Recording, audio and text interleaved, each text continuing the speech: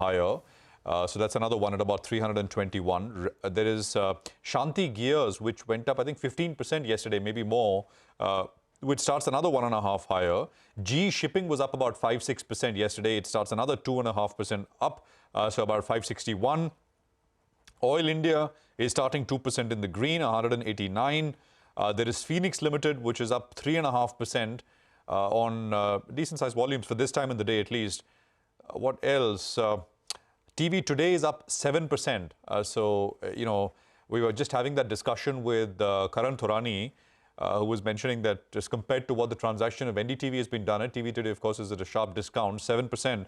It's coming up on volumes as well for this time in the day, again, to emphasize. And there is SpiceJet, which is up about 2% as well.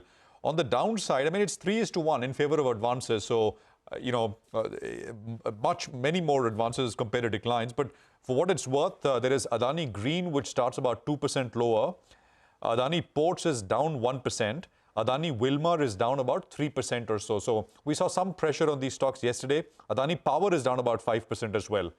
So that pack is seeing a little bit of pressure as we begin today's session right now. The other one is HDFC AMC, which is down 2%. Adani Transmission, by the way, is also down about 3% or so right now. Bharti down 1.5% and Zomato down about 1.33%. The other names on the downside. So this is still, I mean, very, very tentative in terms of a start. A little higher and now a little lower. 20 points down with 5 minutes of market open behind us, 17,560. Our market master of the day is Gautam Trivedi. He's co-founder and managing partner in Nepean Capital. He's joining us right now. Gautam, it's always a pleasure. Great to have you with us here on the channel, on the program. Thanks very much. You've been very cautious on markets, but we got this very large rally higher, which is now starting to reverse itself. How are you thinking about what lies ahead in the near and medium term, Gautam? Sure. I was reading a report early this morning by a bulge bracket firm that had surveyed 800 US hedge funds. Oops, Gautam, we can't hear you. Okay, can you hear me now? Yes, we can. Go ahead. Yeah, sorry. I was saying I was reading a report surveyed 800 US hedge funds with $2.4 trillion of gross equity exposure. It showed that year to date, these funds are the average performance is a negative 9%. In fact, for the first half of the year, it was a negative 12%. There's been some recovery, of course, in the.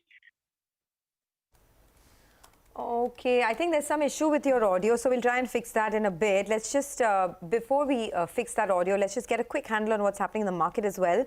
The Bank Nifty is the only one that's actually a tad bit in the green right now. A couple of stocks to deserve mention. We were telling you about Chennai Petro and how, the JV with IOC and seed equity investors has come through. So that's up almost about 5.5%, looking pretty good.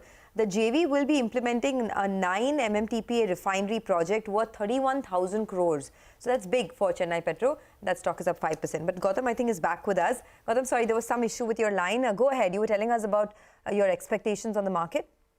Yes. So I was saying that I was reading this morning a survey by a bulge bracket firm that surveyed about 800 US hedge funds with a gross equity exposure of $2.4 trillion.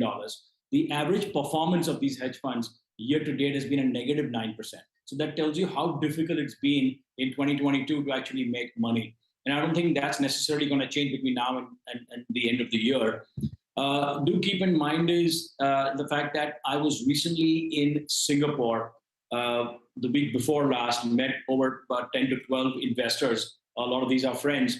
And for the most part, I think about 80% of them found that the market in India right now is way too expensive. So if you actually look at the absolute numbers, MSCI India is at 21.3 times, which is more than double MSCI emerging markets and MSCI China.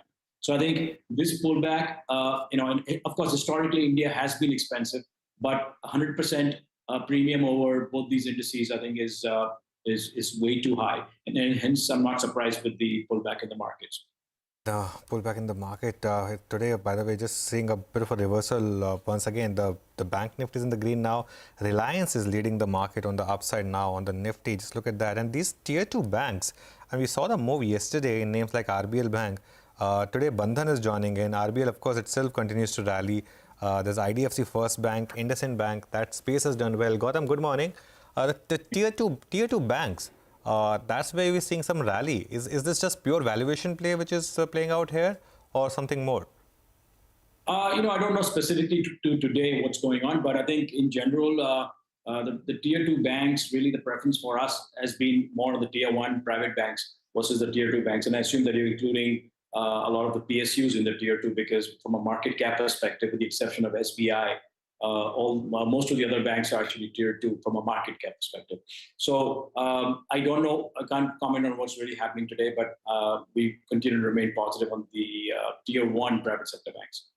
Okay, remain positive on the tier one private sector banks. Well, I wanted your thoughts, Gautam, on all that's been happening across the IT space, because over there, I agree. I mean, there are, of course, margin pressures. Now, variable pays are being held back. But at the end of the day, all these are cyclical problems, right? Structurally, do you think that the IT piece is still intact, or would you be cautious? There's a mixed view out there, and I'm also personally confused. We do own Infosys within our portfolio, which hasn't done too well. We bought it, I guess, a little too early before the correction actually happened. But having said that, I think if you look at the first quarter results, you've seen the tier one IT companies grew only 1.7% quarter on quarter, with the exception of Infosys, which was up, I think, about 3.8%. If we look at the tier two companies, led by Persistent, which grew remarkably well, 11%, and then the average has been about 3.5%. I think the good news I see is that the companies are finally pushing back on the wage hikes, especially on lateral hires. And that's something which I think needs to be controlled. There's a big hue and cry about controlling wages of actors in Bollywood. I think that's a little similar in some sense to what the IT companies, software engineers are doing.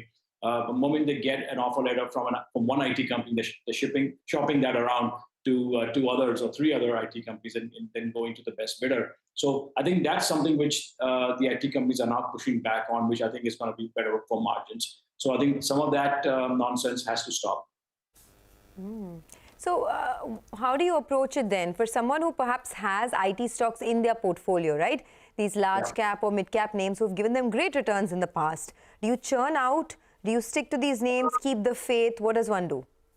I would keep the faith, and I think a lot is going to depend on what happens on Friday when Chairman Jerome Powell makes his statement with respect to interest rates between now and the end of the year. So I think a lot of that is going to be impacted. In fact, I was reading the Wall Street Journal, and what that said is that from Macy's to Nordstrom to Best Buy and Walmart, everyone's basically guiding down between now and the end of the year. So I think a lot's going to depend on where the U.S. economy is going to be, depending on what the interest rate cycle is going to be from the Fed. By the way, just a word on Bharti. I think this is something Nimesh actually alerted us in D Street Chatter yesterday that they're expecting a big block deal in Bharti Airtel. Singtel is likely to sell, and if you see the depth on the Bharti stock on the NSE, there are 1.96 crore shares outstanding on the buy side. And on the BSE, 1.9 crore as well. So almost 4 crore shares. That's the market depth if you look at the bid and ask for any stock. So maybe a block is expected. Whether it happens or not, we'll find out. But there's clearly chatter in the market, which Nimesh alerted us that there's likely to be a block. Gautam, this is a stock which has done well, Bharti Airtel. Now with the problems that Vodafone is facing, do you think this could still be a bit of a consistent compounder from here on?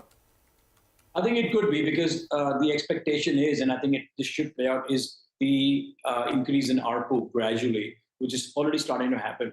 So I think it boils down to, literally every 10 rupee increase in ARPU goes straight to the bottom line for all of the telecom companies. And now that we're down to effectively 3, with one clearly having financial distress, i.e. Vodafone Idea, I think the only real listed play in India currently is Bharti, and hence I think I would think that's a stock that could potentially be a compounder.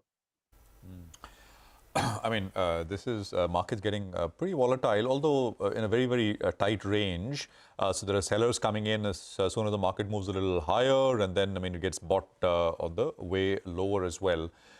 Gautam, in the practical sense, I mean, you know, the point is if one thought, and many would have looked at and marveled at the pace at which the market came back very quickly to almost 18,000 and felt that they missed out, right? And if there is now another leg coming, first of all, do you believe that? And is it going to be meaningful enough to kind of buy what you could not first time around? And what's the time frame one should keep in mind? Yeah, Prashant, the question is, what I said earlier about India being expensive. But let's not forget, domestic Indian investors who are putting money either through mutual funds or directly through discount brokerages don't really care about how expensive India is vis-a-vis the rest of the world or emerging markets or the Asia-Pacific region. So for them, this has been a consistent form of investment for the past 24 to 36 months, which is what we've seen. And of course, we've seen a product penetration of the equity investment culture in our country, which is obviously positive.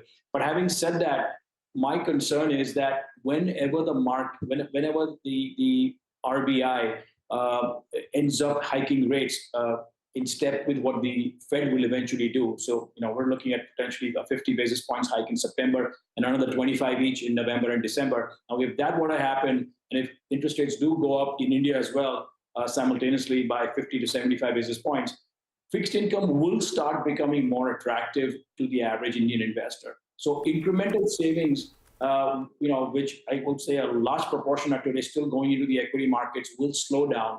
And if FIs don't come back, that's when you actually start to see a correction. So I think let's wait until what happens on Friday. Let's understand the statement from Chairman Powell, and then I think I'll be in a better position to answer that question. Okay. Particularly in the auto space, Gautam, we've had some big launches come through. There is a huge demand coming back, but it's happening concentrated in the passenger vehicle space, not so much the other pockets. Is this a space that you like, and are you putting any fresh money to work here?